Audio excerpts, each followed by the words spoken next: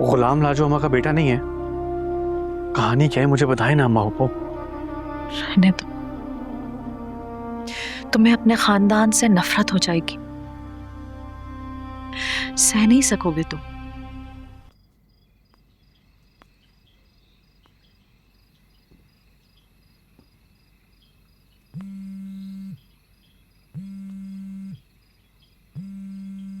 Phone phone उठा ले। Phone. Oh sorry. जी बादशाह, क्या हाल है आपका? तू मेरा हाल छोड़, ये बता किसका जनाजा लिए लिए फिर रहा? वो एक मरीज था, दफना दिया है। तेरे अस्पताल में ना जाने कितने मरीज लुढ़कते हैं, तो क्या सबका जनाजा घर लाके पढ़ाता है? बादशाह बड़ी कहानी हुई है, मैं आपसे मिलूंगा तो आपको बताऊंगा। अच्छा ये बता है किधर? मैं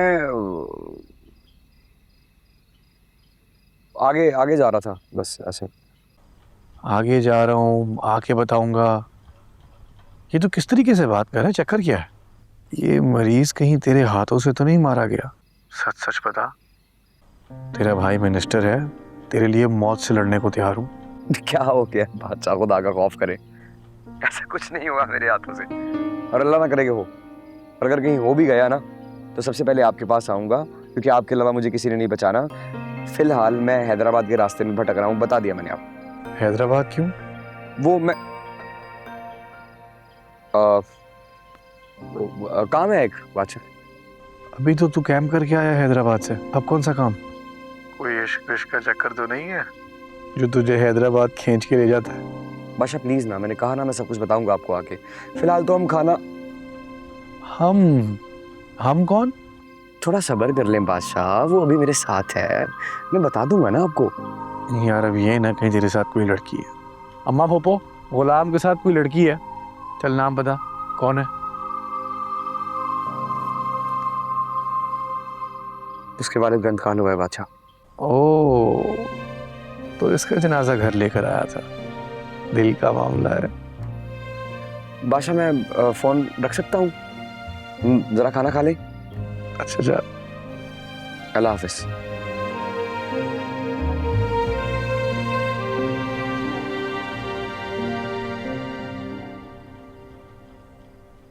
वो लड़की जिसके बाप का जनाजा वो सुबह यहाँ लाया था, उसी के साथ है डॉक्टर। अच्छा तो ये मामला है। आप मिली थी उससे? नहीं, तुम्हें पता तो है मेरे कमरे में चंद ही लोग आते हैं। जब छोटा होता था तब देखा था, फिर जब साहबजान की धाड़ें हवेली में गूंजती थी तो पता चल जाता था कि गुलाम कहीं ना कहीं हवेली में पाया गया है। आप मिलेंगी? नहीं, एक कैदी दूसरे कैदी से मिलकर क्या करेगा? उनके साथ भी ज्यादती हुई है ना? जुल्म। तुम्हारे बाप के सितम से कोई नहीं बचा। मुझे तो एक बात की समझ नहीं आती, जब बाबा को लाजो अम्मा से मोहब्बत नहीं थी तो क्यों की शादी? मजबूरी थी। बाबा और मजबूरी। तुम्हारे बाप ने लाजो के साथ चंद ही दिन गुजारे थे कि कुदरत उस पर मेहरबान हो गई, या यूं समझ लो कि उसकी रस्सी दराज हो गई तुम्हारी आमद की खुशी में।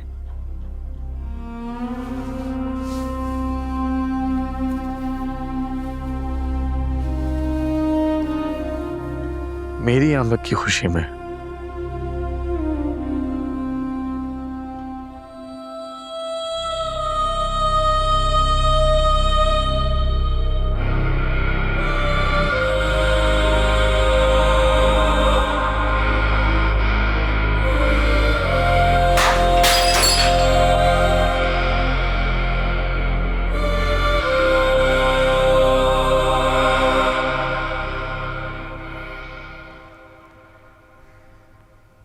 सब खैरियत बेटा?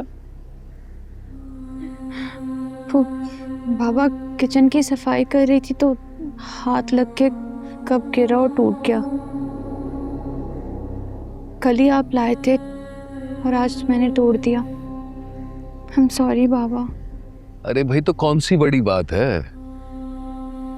हाँ, उठो। शाबाश। मामूली सा बर्तन तो है, टूटना बिखरना तो आम सी बात है, कल नया आ जाएगा।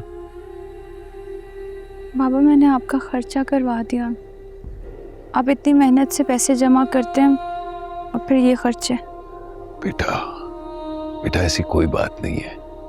अल्लाह ताला तेरे नसीब का मुझे और दे देगा। और सच कहूं तो मेरा तो दिल भी नहीं चाहता कि तू कोई काम करे। बड़े नाजों से पाला है तुझे। जब तुझे काम करते हुए देखता हूं ना, तो दिल उदास हो जाता है मेरा। काश मेरी बेटी की शादी किसी ऐसे घराने में हो जहां बहुत सारे नौकर चाकर हो, तो तुझे कभी काम करना ही ना पड़े, बस खुश रहे, अपनी जिंदगी जिए। आप ख्वाबों की तरह क्यों सोचते हैं? हम गरीब लोग हैं और गरीब लोग ऐसे ख्वाब नहीं देखते। क्यों? अरे हर बाप यही चाहता है कि उसकी बेटी जहां भी हो ना, बस राज करे, राज। मैं भी यही चाहता हूं कि तेरी जिंदगी में कोई मुश्किल ना हो, कोई भी तकलीफ ना हो। जिस घर पे भी रहे ना, उस घर में राज करेगी मेरी बेटी।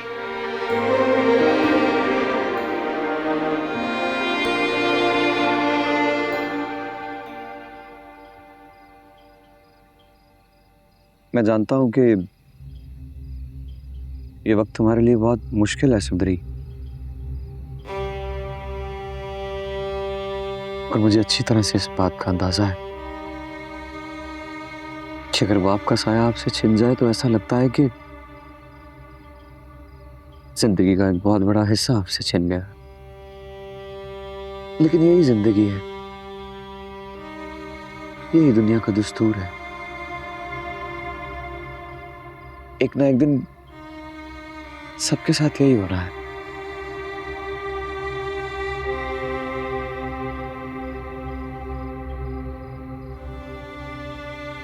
बाबा के बगैर सब कुछ खाली खाली लग रहा है। ऐसे लगता है कि मेरी दुनिया ही खत्म हो गई है। वो मेरा सब कुछ थे, मेरा सहारा, मेरा हौसला, मेरा यकीन। उनके बगैर सब कुछ नामुकम्मल लग रहा है। लेकिन सुंदरी, तुम्हें खुद को संभालना तो होगा ना। इस दर्द के साथ जीना सीखना होगा। लेकिन प्लीज सुंदरी, इस दर्द को अपनी जिंदगी का हिस्सा मत बनाना। जिंदगी बहुत खूबसूरत है, अभी आगे बहुत कुछ है तुम्हारे देखने को, तुम्हारे जीने को।